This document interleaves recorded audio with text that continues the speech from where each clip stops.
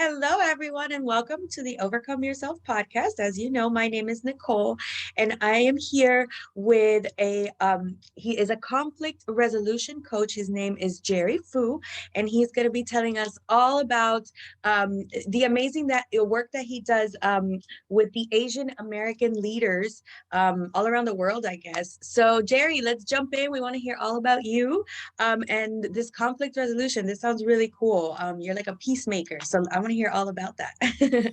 Yeah, thanks, Nicole. Thanks for having me. Yeah, happy to jump in with that. So, the short end of the story is that leadership specifically saved my pharmacy career. In that, learning to take on leadership challenges is what got me more job options when my career was kind of in rough shape. Basically, I had been fired from the job I moved to Houston for, and so it was just an uphill climb with that.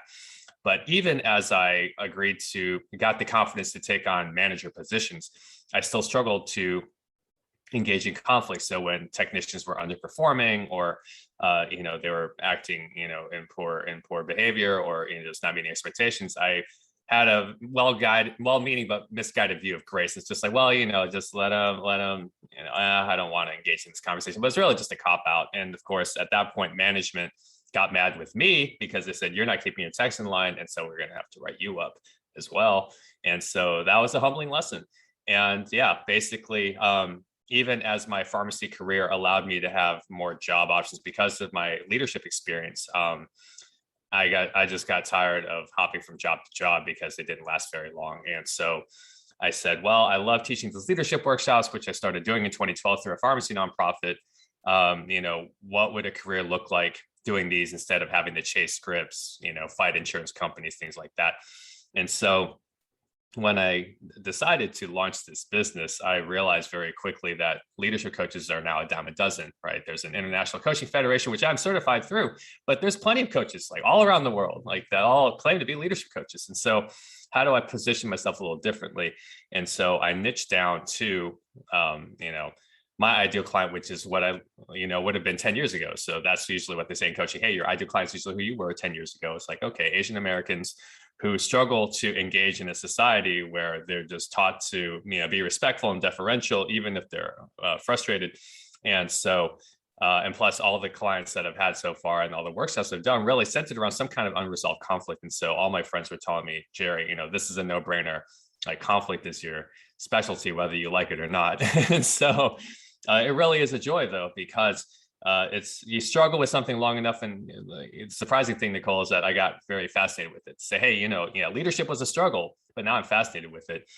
Conflict resolution is a struggle. And it's an ongoing thing, right? Just because you resolve one conflict doesn't mean you're done. You just move on to the next bigger conflict. And so, as David Allen says in Getting Things Done, right? The better you get, the better you'd better get. And yeah, so that's kind of where we are now, just building the business, trying to meet new people and see who's interested in my help. Wow, that is such a cool journey. And, I think a lot of us struggle with the conflict, especially entrepreneurs, dealing with clients. Like, how do you, resolve a conflict with someone that's paying you a lot of money? Like, how do you tell them they're wrong? And you get to some places where you're like, so that is such a really cool niche. Like, I love that you were able to see like a really good problem that people have, and you just got really good and are teaching people how to solve it. So, do you have any tips for entrepreneurs for, resolving conflicts? Like I said, maybe with clients or with even like VAs that they might be working with, and they need to tell them, hey, I don't like this quality of work. I need it to be better, but I don't want to insult you. So what kind of, advice do you have for us in that area? Yeah. The first is, I guess the first step that comes to mind is to assume positive intent. Brene Brown talks about saying, well, if that's he's doing the best he can. Oh, okay, then that takes the pressure off, because at the very least, I mean, even if they don't meet expectations, you just say, well, if they're doing the best they can, okay, let's get curious about this, right? And let's say, hey, as John Maxwell says, right, people don't always do what's expected; they always do what's inspected, right? And so maybe you take a more proactive approach. Don't helicopter micromanage, but maybe you throw in a couple extra check-ins that just shine a flashlight on what you need done and things like, hey, where are we with this project? Oh yeah, we're here, da da da. And part of it is asking the right questions simply to get them to realize, oh, okay, we're on the same side, number one. And number two, do we have a common goal? Or do we agree on what success looks like and why that success is important? To say, hey, having this report done by Friday at 5 p.m. allows me to, go to this client and make sure we land, a $10,000 deal, right? Because this is the information that they're looking for. And so, this is how we pay everyone's salaries, right? This is how we retain your benefits. And so when you show the benefit to, your employee or your client to say, hey, this is in your best interest to make sure that you do your job, it adds a level of satisfaction you wouldn't have otherwise, because a lot of people, right, you hear on the lower end, they're just like, I'm just slaving for the man. And, even if I work, even if I move another 10 units, I'm not going to see another dime. Right. And they just find ways to justify, playing not to lose rather than really investing themselves fully in their work. And so to your question, right, I've realized that the best way to win an argument is only to diffuse it. You learn that in customer service very, very quickly, right? For an example, we had several times in pharmacy, it was when, patients would call, hey, I didn't get my medication, FedEx messed this up, I didn't get it. And then we had, customer service representatives who would tell them, no, according to the FedEx confirmation, it says it was delivered at your house at 2 p.m. So, you're lying. And it's like, oh, no, even if you're right, like, don't tell them that. Please don't. Right. Even if all the evidence is in your favor, it is not in your best interest to accuse them of being liars or incompetent people. So really, it's more about reminding people that you want what's best for them, and you affirm the relationship first. Hey, I'm committed to you, right? I want to make sure that you are taken care of. I want to make sure that this relationship is adding the value that you're expecting from your investment. So let me stay coachable and curious and say, okay, like what needs to change and how can I help affect that change? I love that. That is so good. And that's not just for business. I mean, I was just thinking, wow, that would work really well, like even in a marriage, like assuming positive intent and approaching with curiosity. Like, imagine if we dealt with all our relationships like that. That's awesome. Oh, I love that. Yeah. Yeah, so that's such good advice. And so a big part of your journey then, a big part of what you've done is overcome yourself, right? So I don't know if you know, that's the name of the podcast, of course, but that's also the name of my upcoming book. And so I love Wonderful. how you were able, thank you, how you were able to take something that wasn't really a positive, that's something that was a weakness, and you turned it into your superpower. That's literally one of the chapters, one of the titles of the chapter. So can you talk to us a little bit about that, about how you were able to lean into what you thought was a weakness and you made it into your superpower? Thanks. Yeah. I think of what Malcolm Gladwell says when he talks about desirable difficulties, right? Where, he just, and he talks about, like dyslexia actually helps CEOs get stronger, right? Or Jim Quick talking about in his book Limitless, like his initial brain injury forced him to figure out more effective ways to learn. And so with me, it was a journey Incredible. from, oh, I know, right? It was a journey from this very pessimistic fixed mindset where it's like, oh, you know what? I'm not good at this after 2 or 3 times. Oh, I guess I'll just never be good at it. I'm just not going to bother. And I don't want to look incompetent. So I'm just not going to touch it. So that was the case with leadership for me. In school, I would hold positions, but I didn't know how to lead people well. I didn't know how to motivate them. I didn't know how to cast vision or communicate it. And I didn't know how to really show them, number one, that I really cared about them and wanted to bring out the best in them. That's the first thing. But and then same thing in chain pharmacy in my previous, even as the first career that I invested in, chain pharmacy, like when you're a pharmacy manager, it's a little bit more money for a lot more headaches. And, it just scares people away, and they have trouble having people fill those positions because they just say the liability is not worth, the title. And so I was just in a really unhealthy environment that was not conducive for leadership. And, it wasn't until I taught leadership at this leadership development seminar, through my pharmacy fraternity nonprofit, where I started to give myself permission for the possibility to say, instead of being, oh, leadership is hard, I could never be good at it. It's like, well, what if I could be good at it? What would that look like? What kind of work would that involve? Because I saw it modeled for me, and I started to study these leaders that I respect and said, how did they bring out the best in me? I said, wow, they're fun to learn from. They're fun to be around. They're always tinkering, always working. There is no question about how hard they work. They involve me every step of the way. Hey, what do you think of this? This is what I came up with. And you're excited to keep up with them. And when I took time to reflect on this, and I said, you know what, I need to kind of embed these characters for myself. So how do I, what would make me fun to be around? What would make me, fun to learn from? How do I, what would gain people's trust, right? How could I show them that I'm worth trusting and following? And not just so that the company's bottom line gets the help, but that I really am, truly bringing out the best version of themselves.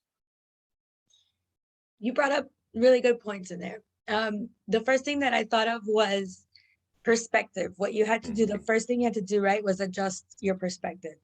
Something that I talk about a lot. And then the second part, oh yeah, I just totally lost it. It was really good, and then it just disappeared. But adjusting perspective, how important it is. Just the way that we look at something, we look at a situation, and sometimes it takes just taking a step back and be like, how else can I look at this? And those are, you started asking new questions, which is really cool.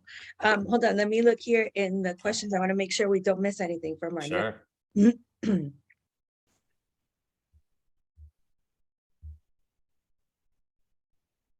So you want to tell us about your coaching, your group workshops, and your presentations. So how those are like the methods that you help your clients, right? So can you tell us a little bit more about that and how my audience can get in touch with you? Certainly. Yeah. Coaching, you can take a couple different approaches to it. The first is the client sets the agenda, right? The clients are the expert on their lives.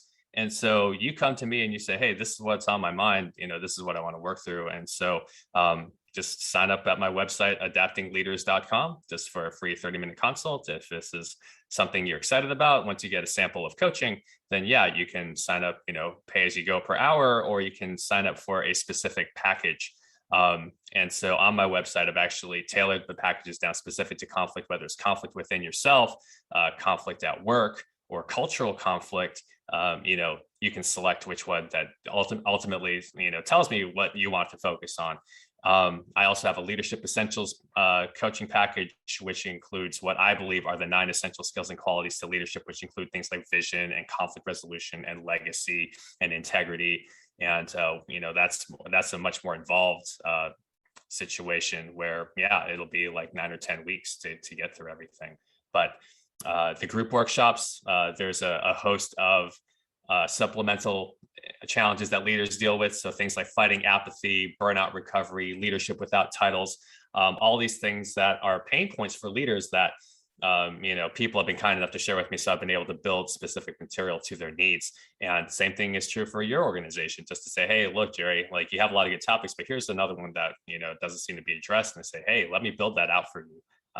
Everything is tailor-made for my clients because, as I said, you're the expert on yourselves and your organizations. So, help me figure out, how to best, address your problems. Right. So that's the easiest way for people to get in touch, for sure. Very cool. I love it. So is there any last minute tips that you have for the audience? Oh, wait, Sure. You mentioned here, Go for it. you mentioned here discussing fixed mindsets when it comes to overcoming fear of rejection. Can you talk to me a little bit about that before we sign off here? Of course. Yeah. Yeah. I mean, it's true for my personal and professional life because for the longest time, similar to what you talk about overcoming yourself, after a couple failed dates, I just told myself I was undateable. And it didn't matter how many women that my friends or my mom tried to set up for me, it just set up to fail because I was already kind of in my own head saying I was undateable. And it wasn't until, I went through my own barter coaching with other coaching friends and they said, why are you telling yourself this? Where is this coming from? And when you lean into it and you realize that like It's not doing you any good, right? To keep telling yourself this, you're just denying yourself. And so then, yeah, it doesn't get easier initially where you have to go out there and put yourself out there and you still get no's. But when you realize that, that's just a sign to keep going, when no is simply just a sign to keep going instead of an insult on your person and your identity, it just becomes a lot easier to deal with. Like podcasts, same thing. I'm just like, plenty of people said no, even if I thought it was a good match, but I've gotten so many yeses, including yours. And I'm so grateful for that. And same thing with clients, right? If I am so afraid of rejection and I'm preaching to people about not being afraid of rejection, like I can't be a hypocrite. That's going to kill my business. So let me continue to do my part to overcome my fear of rejection as the stakes get higher. And absolutely, guys, no just means freeing up your time to pursue the next yes. Yes, absolutely. They're doing you a favor. They were not the guest for you. They might have been a headache. They might have been this. They might have been that. Yeah. And so sometimes we just gotta be like, you know what? They weren't for me. Same with the dating world, right? Like, you know what? This is probably a blessing in disguise that I'm not gonna be with this person. Let me go find a better one, So exactly. That's such a good point. And you know what? The only way we get over that fear, I was talking about this on another podcast, is really to walk through it. Like it feels like a wall. And then when you come up to it, it's so scary. And it's like, and I remember turning away from that wall so many times, but then you realize, like a light comes on somewhere and you realize it's not a wall, it's like a sheet and it's just scaring you. And all you got to do is like push past it and you can walk right through and you're like, oh, I love that. It's so bad after all, right? Do you think do you feel like, that kind of snowballed as you were able to, deal with more rejection, but getting more yeses too?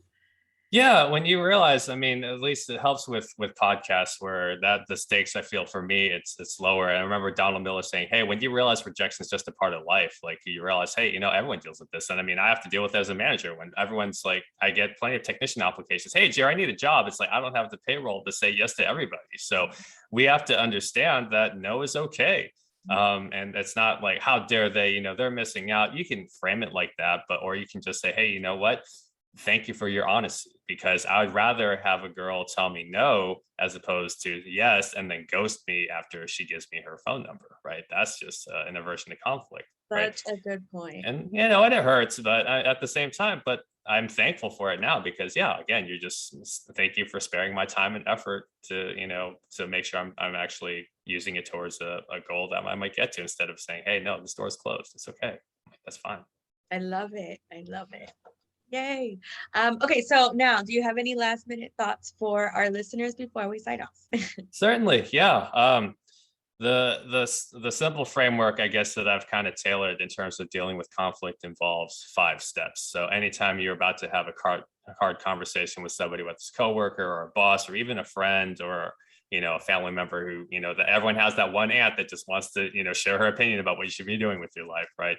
The first is to ask yourself, what would success look like? Right. Well, how would a successful conversation go? Like, imagine that in your head, right? Allow for that possibility. The second step is to find 10 seconds of courage.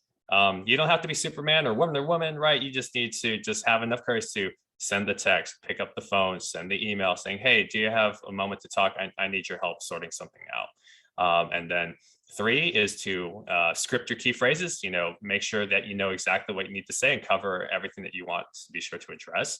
The 4th is to rehearse those key phrases. So don't just do your homework, like, practice out loud, hearing what it's like, say them with confidence, say them with grace and respect, and role play with your friends. Just have them practice with you to say, hey, how might this conversation go?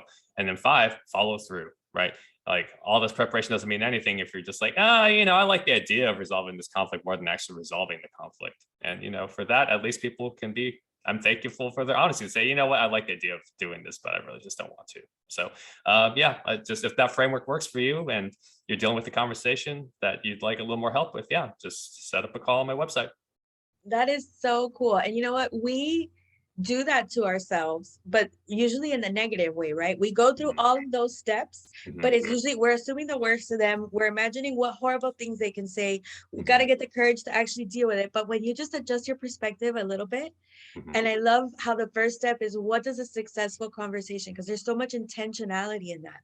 Like you have to prepare yourself. So Mhm. you just have to think about it for a few minutes instead of just going with the usual script. I love that. This has been such a cool conversation, Jerry. I'm going to make sure that all of your links are available in the show notes. So it's Awesome. very easy for readers or listeners to find you. Mhm. And otherwise, are you on Facebook? Are you on social media? Can we follow you? Did you Find me mention on LinkedIn. Yeah, that's the LinkedIn? one. That's the one Perfect. social media set I'm working with right now. All right. Everything else is just too exhausting for No, me anyway. Let me just stick with one. you know what? That's what you're supposed to do. So I commend you for doing that. You get really good and it is exhausting. Posting is not the exhausting part. It's the notifications that get Mm-hmm. exhausting, especially when you True. start getting good with it. So Mhm. thank you so much for sharing your wisdom with us, Jerry. It has been absolutely wonderful speaking with you. And I look forward to us working together in the future as well. Me too, Nicole. We'll be in touch. Thanks. Thank you. Have a great day, guys. Bye.